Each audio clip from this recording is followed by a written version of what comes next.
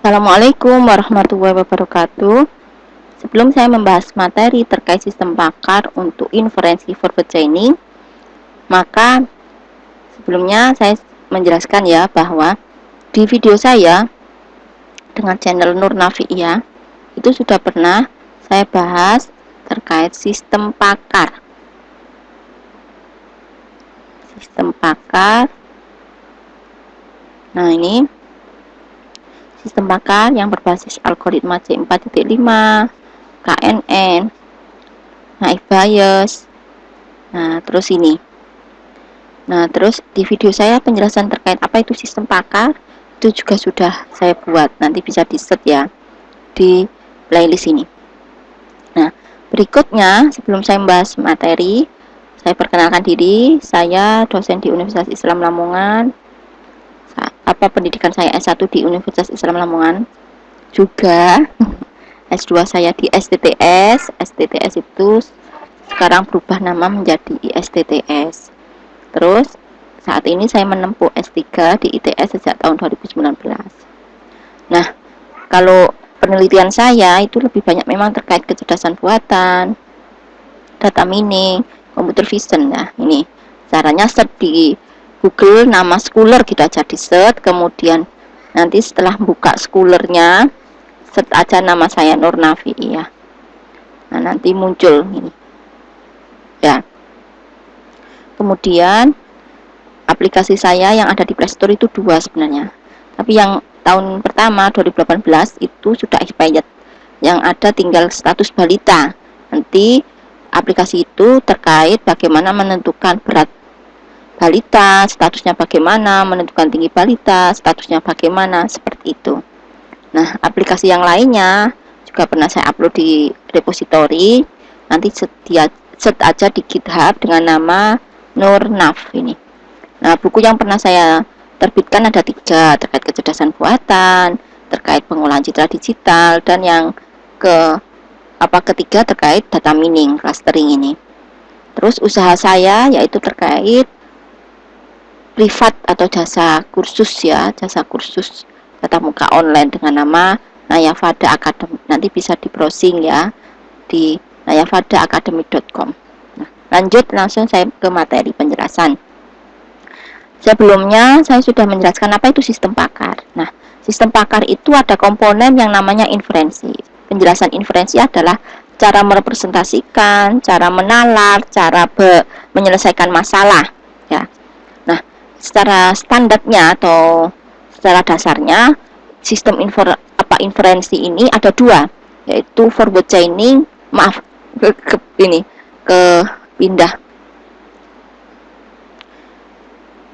Nah, kayak gini. Forward chaining sama backward chaining.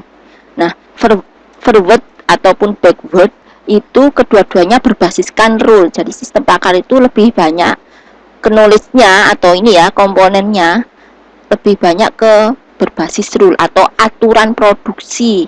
Nah, atau aturan-aturan. Aturan produksi itu modelnya kayak gini nih ya. Ada sebelah kiri dan ada sebelah kanan. Nah, kalau yang inferensi menggunakan forward itu langkahnya faktanya yang sebelah kiri dulu yang dicari, mana yang cocok. Jadi langsung misal ada contoh saya mempunyai 10 rule ini ya. Rule nomor 1, 2, 3, 4, 5, 6, 7, 8, 9, 10. Ada 10 rule. Rule yang pertama, jika bukan hari Minggu, toys sehat, dan toys kuliah. Rule nomor 2, 3, dan seterusnya bisa dicek di sini. Nah, misal kalau ada inputan, misalkan saya inputkan kayak gini.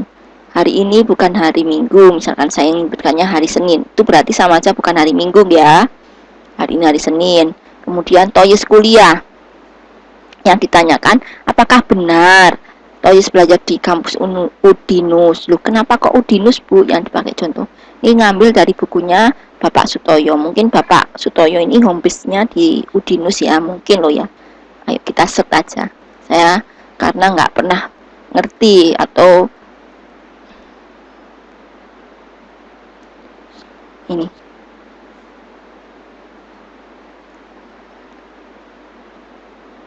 beliaunya?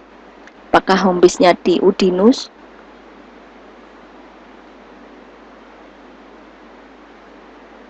Nggak tahu juga ya, biarkan aja. Terus, dan Silvi tidak kuliah bernilai benar. Jadi ini ada pertanyaan dua. Yang pertama ini, apakah Toyes belajar di kampus Udinus? Dan yang kedua adalah, apakah Silvi tidak kuliah? Apakah bernilai benar? Ini pertanyaannya. Nah, langkah pertama, maka ada iterasi-iterasi ya. Langkah pertama, fakta yang kita punya tadi dicari. Yang pertama dicari ini. Hari Senin bukan hari Minggu, ini ada.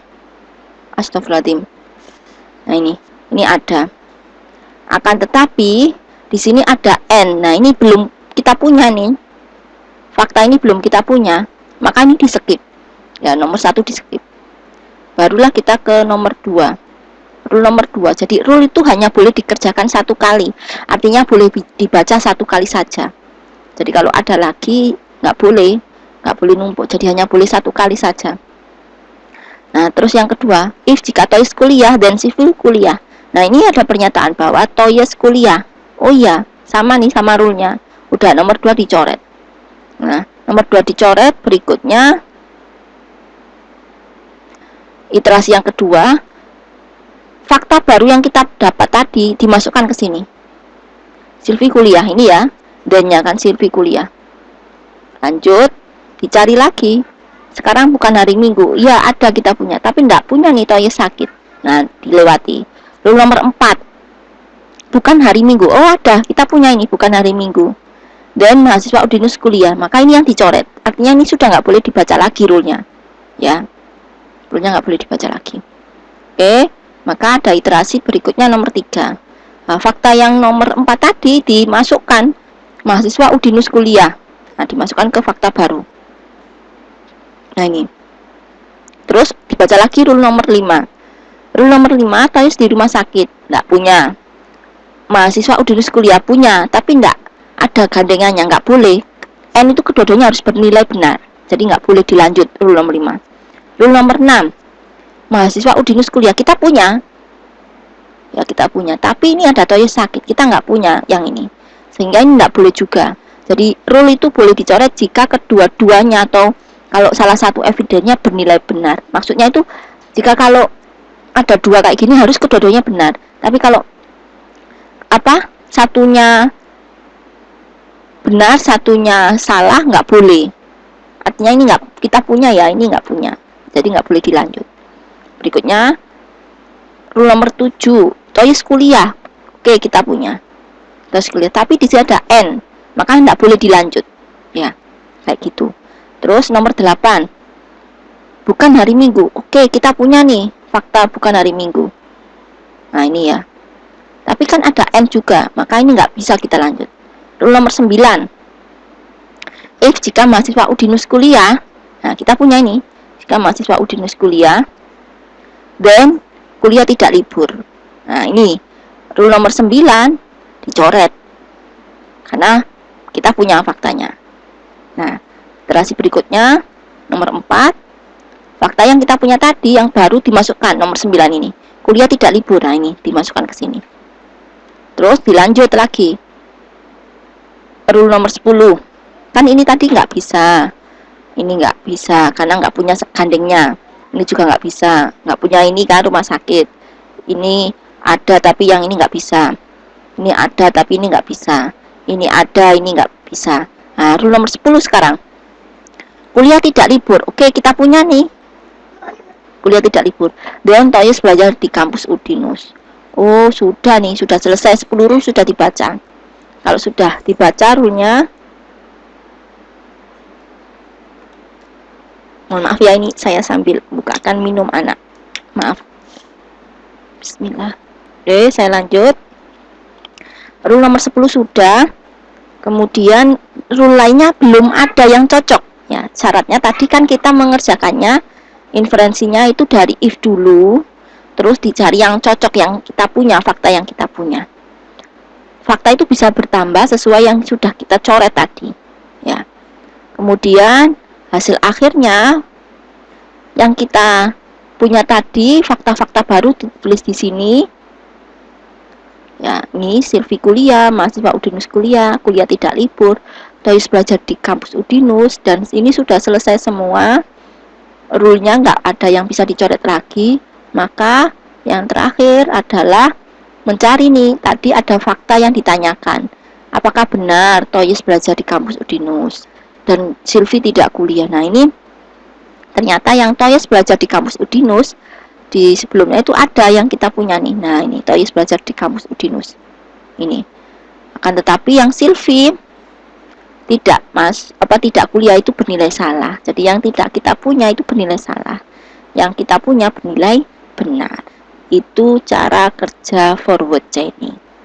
Jika penjelasan saya ada yang keliru, mohon maaf, saya mengambil sumber dari buku 2, yaitu miliknya Bu Kusrini sama miliknya Bapak Sutoyo.